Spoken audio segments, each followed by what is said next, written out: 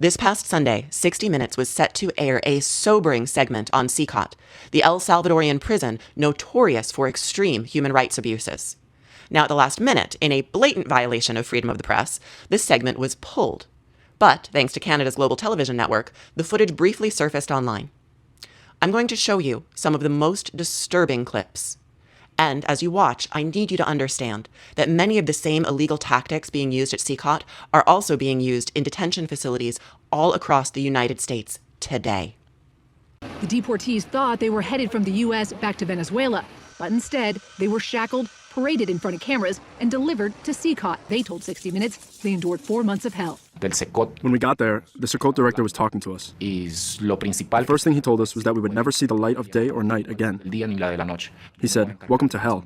I'll make sure you never leave." They just looked at me and told me I was a danger to society. You have no criminal record. I never even got a traffic ticket. Inside, he says, their hands and feet were tied. Forced to their knees, their heads were shaved. There was blood everywhere, screams, people crying, people who couldn't take it and were urinating and vomiting on themselves. Guards show off cramped cells where metal bunks are stacked 4 high. There are no mattresses or sheets. Inmates said they had no access to the outdoors and no contact with relatives. International observers warned CECOT was violating the UN standard for minimum treatment of prisoners. There was systematic torture and other abuses at CECOT, and that nearly half of the Venezuelans the U.S. sent there had no criminal history.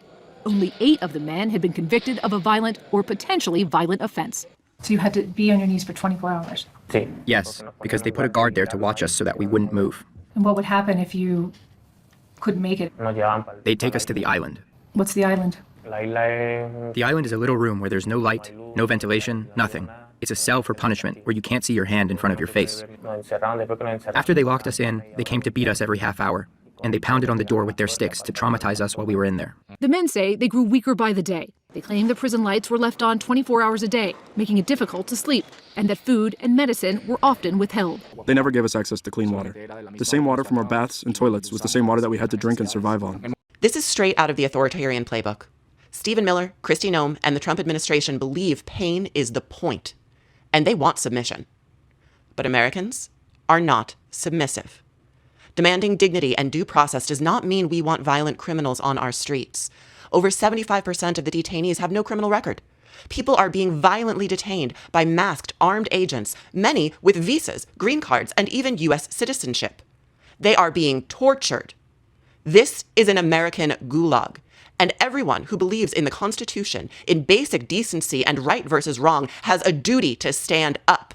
Because we, the people, are sick of this shit.